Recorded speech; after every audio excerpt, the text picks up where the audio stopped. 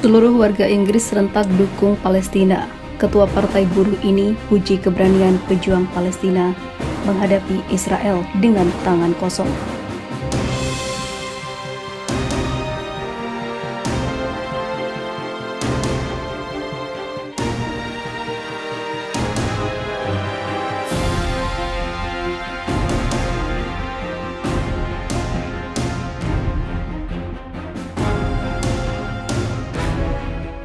Jeremy Corbyn, mantan ketua Partai Buruh Inggris, dalam pawai Hari Nakba beberapa waktu lalu di ibu kota London, memberikan pujian terhadap keberanian para pejuang Palestina dalam menghadapi pendudukan Israel.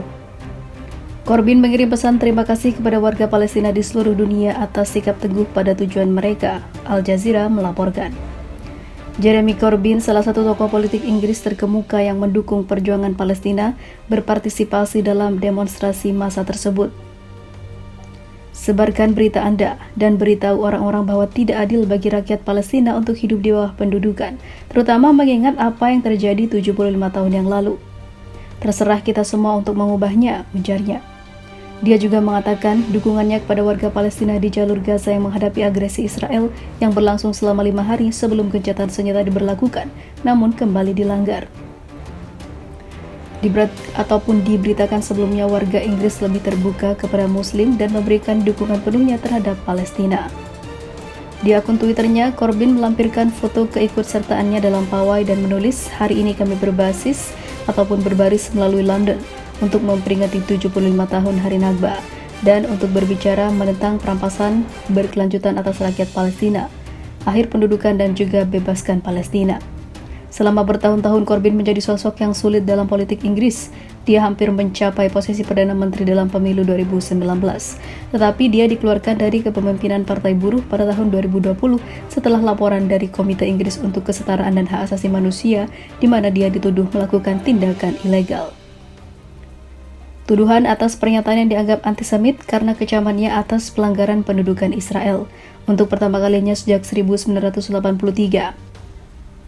Corbyn dilarang mencalonkan diri sebagai anggota parlemen Partai Buruh di daerah pemilihan Islington Utara dalam pemilihan yang akan berlangsung pada akhir tahun 2024 dan juga awal tahun 2025 dengan keputusan yang dikeluarkan oleh Partai Buruh itu.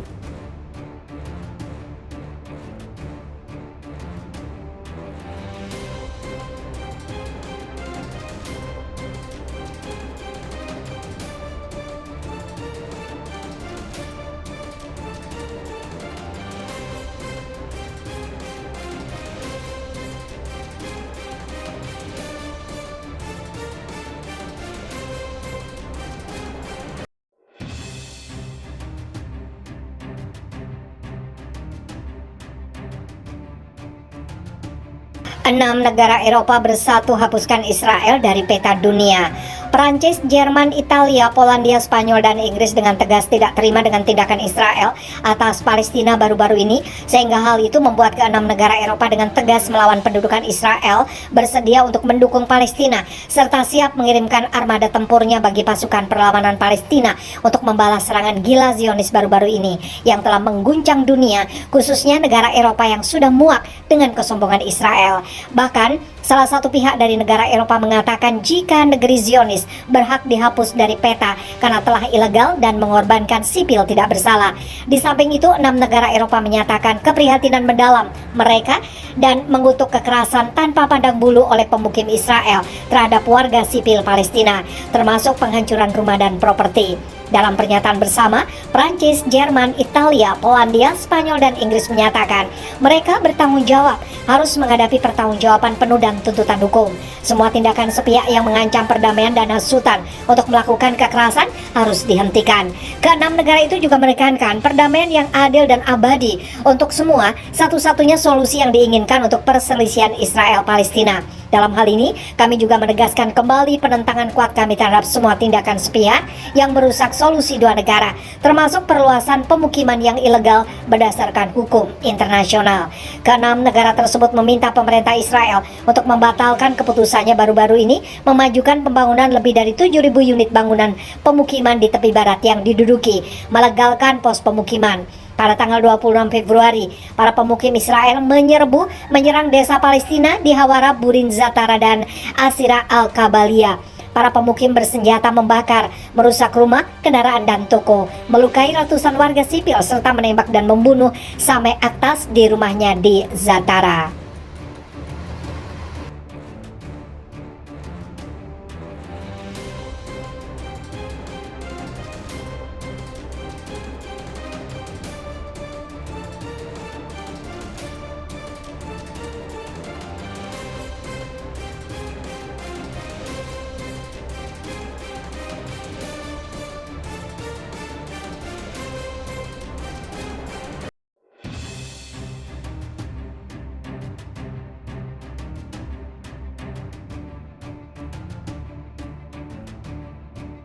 Hendak sholat, Menteri Inggris dicegat pasukan Israel di Masjid Al-Aqsa.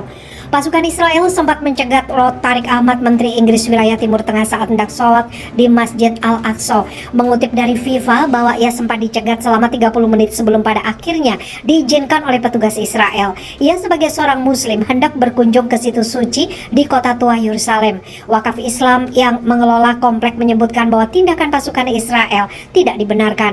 Apakah dia datang sebagai menteri atau sebagai seorang muslim? Dia seharusnya tidak dihalangi, kata wakaf. Ahmad tidak memperpanjang insiden tersebut dan mengatakan kepada BBC bahwa dirinya menyatakan kooperatif saat dilakukan pemeriksaan keamanan apapun yang perlu pasukan Israel lakukan. Dalam upaya untuk membuktikan identitasnya, Ahmad menunjukkan kepada polisi sebuah tweet dari Menteri Luar Negeri Eli Cohen pada hari Rabu yang menunjukkan dua pertemuan yang dilakukan di Yerusalem.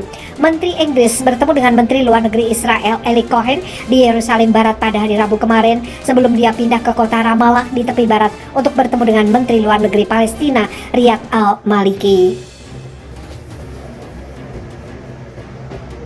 Masjid Al-Aqsa adalah situs tersuci ketiga di dunia bagi umat Islam. Orang Yahudi menyebut daerah itu Gunung Kuil dan mengklaim bahwa itu adalah situs dua kuil Yahudi di zaman kuno.